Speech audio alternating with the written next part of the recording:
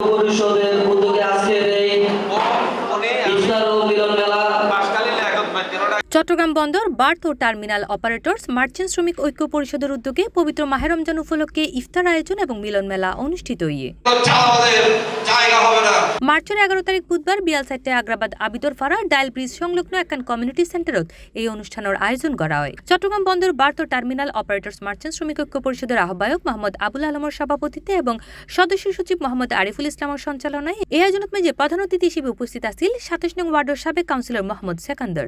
বিশেষ অতিথি হিসেবে উপস্থিত আছেন চট্টগ্রাম মহানগর স্বেচ্ছাসেবক দলের সদস্য সচিব ইঞ্জিনিয়ার জমির উদ্দিন নাহিদ, চট্টগ্রাম মহানগর ছাত্র দলের সাবেক সহসভাপতি বশিরুল ইসলাম পলাশ, চট্টগ্রাম মহানগর পলিটেকনিক্যাল ইনস্টিটিউটের সাবেক যুগ্ম আহ্বায়ক ফকির আহমেদ দুলাল এবং অত্র ঐক্য পরিষদের যুগ্ম সদস্য সচিব মোহাম্মদ জহির উদ্দিন।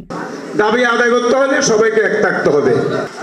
আমরা ছোটবেলা থেকে দেখতেছি, আমার বাবা শ্রমিক ছিলেন, আমার বাবা একজন বন্দরের মাঝি ছিলেন।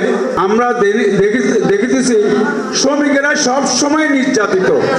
কারণ নির্যাতিত হওয়ার কারণটা হচ্ছে আমরা ঐক্য আমাদের কাছে নাই।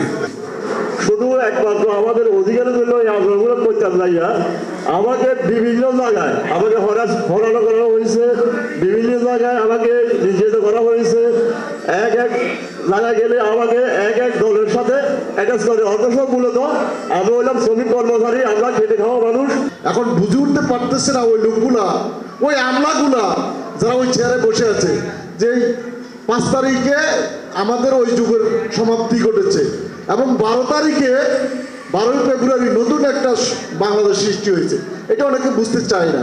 এছাড়া আরো উপস্থিত আছেন ইমাম মিজান, মোবারক, জয়নাল, মান্নান, জলিল, মতিন, সেলিম সহ চট্টগ্রাম বন্দর বার্থ ও টার্মিনাল অপারেটর্স মার্চেন্ট শ্রমিক ঐক্য পরিষদের ব্যাক সদস্য এবং এলাকার গণ্যমান্য ব্যক্তিবর্গ সহ আরো বোধকেই বন্দরকে এবং আপনাদেরকে ব্যবহার করে এবং আপনাদেরকে বিভিন্ন বানের নামে বেনামে চাকরি দিয়ে লক্ষ লক্ষ টাকা আত্মসাৎ করে নিয়ে গেছে, কিন্তু আপনাদেরকে সমশাখা অন্তর্ভুক্ত করে দিয়ে যায় নাই। এটা আমি জানি, আমি নিজেই একজন ভুক্তভোগী। সারা বাংলাদেশের সকল ছাত্ররাই শ্রমিকদের কাছে ঋণী থাকে, কারণ এই শ্রমিকদের রক্তে ঝরা ট্যাক্সের টাকায় সারা বাংলাদেশের সরকারি শিক্ষা প্রতিষ্ঠানগুলো চলে। এই 8 দফা দাবি বাস্তবায়ন করা যায় আমাদের এই অতিথির মাধ্যমে আমরা কর্তৃপক্ষের কাছে উত্থাপন করতেছি। দোয়া ইফতার মাহফিল সম্পূর্ণ আয়োজন এবং সার্বিক সহযোগিতা করে চট্টগ্রাম বন্দর বার্থ ও টার্মিনাল অপারেটর্স মার্চেন্ট শ্রমিক ঐক্য পরিষদ। পরবর্তীতে আখিরি মোনাজাতের মাধ্যমে অনুষ্ঠানের সমাপ্তি ঘোষণা করা হয়।